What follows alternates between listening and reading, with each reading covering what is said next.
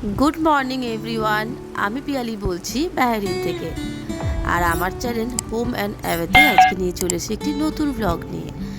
না, আজকে কোনো ঘুরতে যাওয়ার মতো ব্লগ না। ঘুম থেকে উঠেই আমি রোজকার মতো আরোহীর টিফিন বক্স গোছাতে চলে আসলাম। তারপরে আরোহী আর অরিত্র দুজনেই বেরিয়ে গেলে ঘরের কিছু কাজ সারলাম। কিন্তু আজকে না একটু কলকাতার জন্য মনটা কেমন করছে। গত কয়েকদিন ধরে একটি খবর খুব শুনছিলাম যে ঘূর্ণিঝড় রেমাল পশ্চিমবঙ্গ তথা কলকাতাতেও আছড়ে পড়তে চলেছে।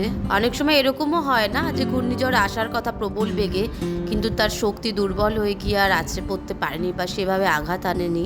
তাই সকালে অতটা কিছু ফিল হয়নি। আমি একটা ভিডিও আপলোডও করেছিলাম সেদিনকে ইউটিউবে।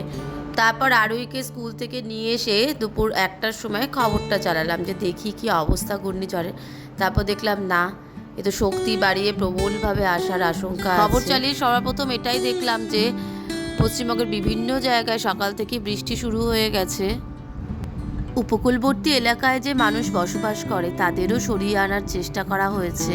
মৎস্যজীবী এবং নাবিকদেরও নিষেধ করা হয়েছে সমুদ্রে যাওয়ার জন্য। যতই বিদেশে থাকি না কেন, কলকাতা যে আমার নিজের শহর, আমার প্রাণের শহর।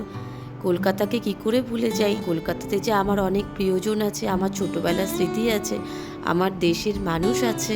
কোনো প্রাকৃতিক দুর্যোগ হওয়ার কথা শুনলে কিন্তু তাদের জন্য তো একটু চিন্তা হয়েই থাকে, এটাই তো স্বাভাবিক। এটা কিন্তু সত্যি কথা যে পরপর কিন্তু কয়েক বছর ধরেই বেশ বড় রকমভাবে প্রাকৃতিক দুর্যোগ হচ্ছে, মানে সাইক্লোন হচ্ছে, যেমন আয়লা, আমফান, ফোনি, ইয়াস, এবার আসছে রেমাল। এই দুপুর থেকেই খবর চালিয়ে বসেছিলাম, জানার চেষ্টা করছিলাম ঝড়টা কত বেগে আসছে, কটার সময় আসছে, আর সেরকম কোনো ক্ষয়ক্ষতি করবে না তো। না, আমি বিদেশে বসে কিছুই করতে পারবো না, কিন্তু কিছু তো চিন্তা হয়েই থাকে না নিজের দেশ, নিজের মাতৃভূমির প্রতি। 2-1 বছর পরপরই কিন্তু বেশ বড় রকমভাবে ঘূর্ণিঝড় আসছে, আর সেটি ভীষণভাবে কিন্তু আমাদের সাধারণ মানুষের ক্ষতি করে দিচ্ছে। আর ঘড়িতে এখন বিকেল 4টে বাজে, আমি এই মেলানটা কাটছি। এই ফলটি না আমি প্রথম খেলাম। কাম্বোডিয়া থাকাকালীন কিন্তু প্রচুর নতুন নতুন ফল খেয়েছিলাম, কিন্তু এটা খাওয়া হয়ে ওঠেনি। অনেকটা ফুটির মতো দেখতে, কিন্তু এটা ফুটি না, এটাকে বলে সুইট মেলন। এখানে আরোহী আর আমি একটু খাবো, আর অরিত্রর জন্য একটু রেখে দিয়েছি, অফিস থেকে আসলে খাবে। ওদিকে সন্ধে হতে না হতেই ফোন করতে লাগলাম কলকাতাতে। ফোন করে মা শাশুড়ি মা দুজনকেই ফোন করে জানার চেষ্টা করলাম যে তারা কেমন আছে, ঝড় বৃষ্টি কেমন হচ্ছে, কটার সময় আসবে, সব রকম মানে মোমবাতি বা সব কিছু জোগাড় করে রেখেছে কিনা, যদি কারেন্ট অফ হওয়ার সম্ভাবনা থাকে। তাই আসলে আয়লা আর আমপানে না অনেককে সাফার করতে হয়েছে। এই জন্য দেখো সারা রাস্তায় জল জমে গেছিল, অনেক দিন অবধি সেই জমা জলে মানুষকে কাজে বেরোতে হয়েছিল। উপকূলবর্তী অনেক মানুষ গৃহহীন হয়ে পড়েছিল। ওই যে বললাম, দূর থেকে আমি হয়তো কিছুই করতে পারবো না, কিন্তু একটা চিন্তা তো থেকেই যায়, যার জন্য খোঁজ নেওয়া হয় আসলে। এইদিকে সন্ধেও হয়ে গেছে, আমি সন্ধে দিয়ে চা বানিয়ে আরোহীকে পড়াতে আসলাম। ফরেস্ট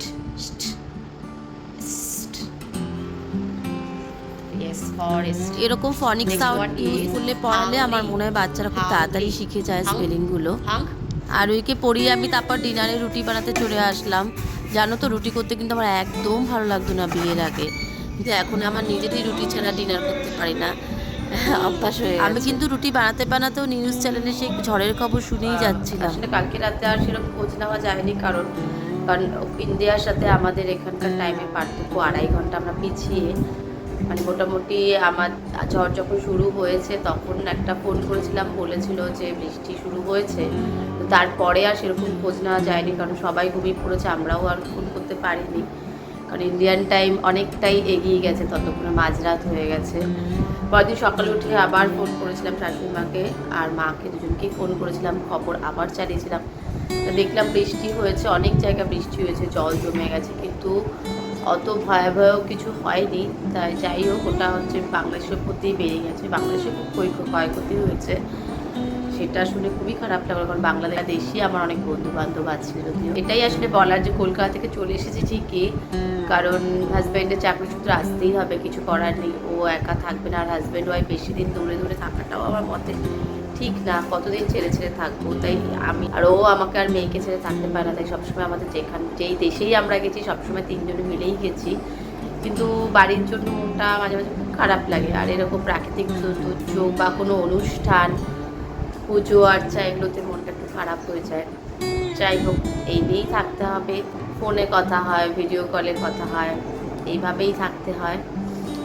তা যাই হোক, আজকে আমার ব্লগটি এখানেই শেষ করবো। তোমাদের কেমন লাগলো প্লিজ জানিও, ভালো লাগলে অবশ্যই লাইক এবং কমেন্ট করে দিও।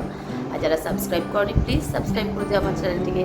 আজকের জন্য বাই বাই, দেখা হচ্ছে নতুন কোনো টপিক নিয়ে, নতুন কোনো ব্লগে। ভালো থেকো সবাই।